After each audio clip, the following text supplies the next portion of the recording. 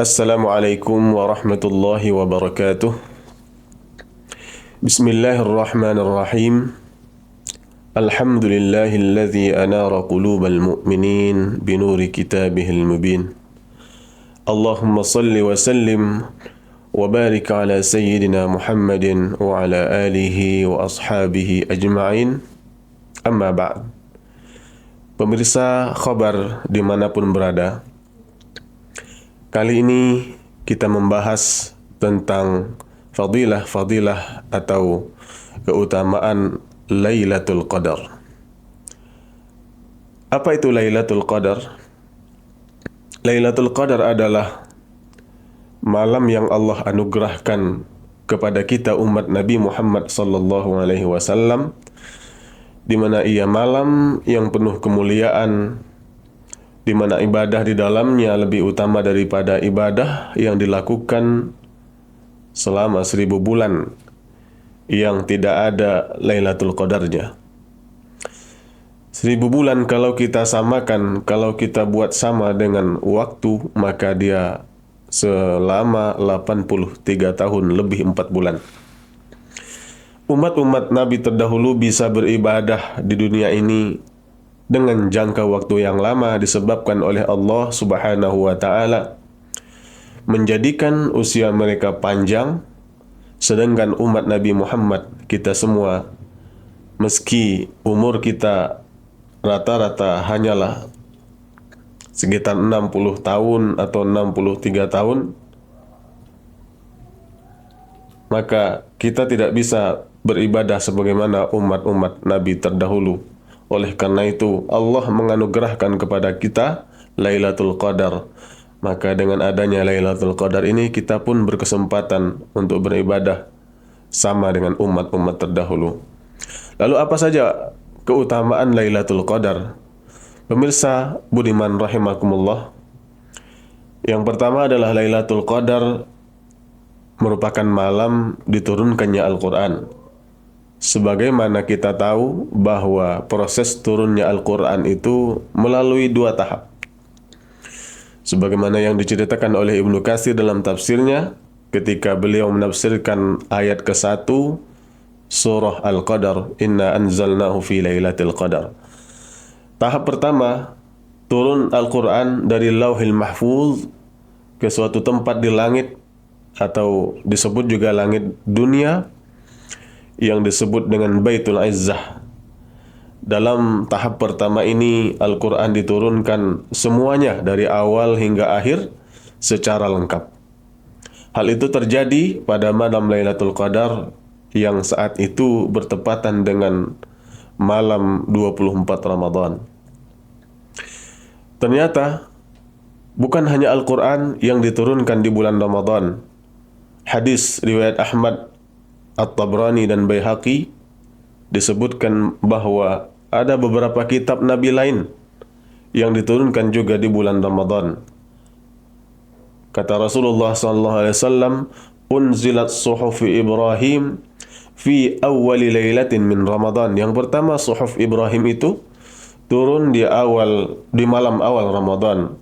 Wa unzilat Taurah, dan diturunkan kitab Taurah lastu madain min Ramadan. Taurat diturunkan pada malam ke-6 Ramadan. Wa unzila Injil li salasai ashar khallat min Ramadan. Sementara kitab Injil diturunkan malam ke-13 Ramadan. Wa unzila Zabur li samani ashar khallat min Ramadan. Sementara kitab Zabur diturunkan pada malam ke-18 Ramadan. Dan yang terakhir, Al-Quran diturunkan oleh Allah Subhanahu wa ta'ala pada malam 24 Ramadan. Inilah proses turunnya pertama Al-Quran. Lalu yang kedua, proses turunnya Al-Quran adalah ketika malam 17 Ramadan, di mana Rasulullah sedang berkhalwat di Gua Hira, maka turunlah Al-Quran di Gua Hira dengan ayat yang pertama, yaitu ayat 1 sampai ayat 5 surah Al-Alaq. Lalu fadilah yang kedua daripada Lailatul Qadar adalah Lailatul Qadar malam yang penuh keberkahan. sebagaimana difirmankan oleh Allah Subhanahu wa taala dalam surah Ad-Dukhan ayat 3, "Inna anzalnahu fi lailatin mubarakah." Artinya, Al-Quran turun pada malam Lailatul Qadar, malam yang penuh keberkahan. Yang ketiga, malam Lailatul Qadar, pada malam itu Allah memberitahukan kepada malaikat mengenai apa yang akan terjadi di kalangan para hamba Allah sampai datangnya Lailatul Qadar tahun depan. Allah memberitahukan kepada mereka siapa yang akan lahir, siapa yang akan mati, siapa yang sakit, siapa yang ditimpa musibah, siapa yang dilapangkan dan disempitkan rezekinya, dan lain sebagainya dalam kurun waktu 1 tahun ke depan. Hal ini sesuai dengan ayat keempat dari surah Ad-Dukhan, yang mana menurut tafsir Qurtubi demikian ceritanya. Fiha yufraqu kullu amrin hakim. Pada malam itu dijelaskan segala urusan yang berkenaan dengan urusan yang penuh hikmah. Lalu fadilah selanjutnya daripada Lailatul Qadar adalah Lailatul Qadar lebih baik daripada 1000 bulan, sebagaimana yang kita ceritakan di awal, dan hal ini sesuai dengan ayat ketiga daripada surah Al-Qadar, Lailatul Qadri khairum min alfi syahr. Lalu selanjutnya fadilah daripada Lailatul Qadar adalah para malaikat pada malam itu turun dari langit dan memenuhi lapisan bumi, mendoakan dan mengucapkan salam kepada setiap orang yang menghidupkan malam itu dengan berbagai ibadah. Tanazzalul malaikatu warruhu fiha biizni rabbihim min kulli amr. Surah Al-Qadar ayat 4. Malam itu turun para malaikat dan ruh, dalam hal ini Jibril alaihissalam, dengan izin Allah Subhanahu wa taala untuk mengatur semua urusan. Baginda Nabi Muhammad sallallahu alaihi wasallam, sebagaimana yang diriwayatkan oleh Imam Al-Baihaqi,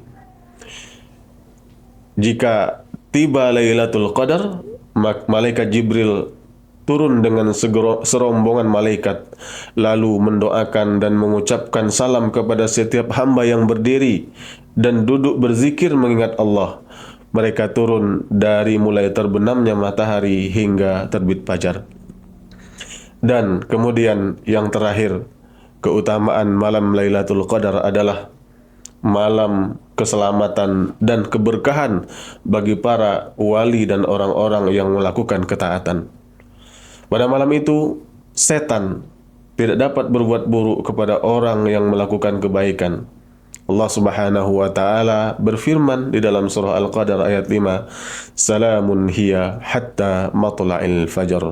Itulah kelebihan dan keutamaan malam Lailatul Qadar.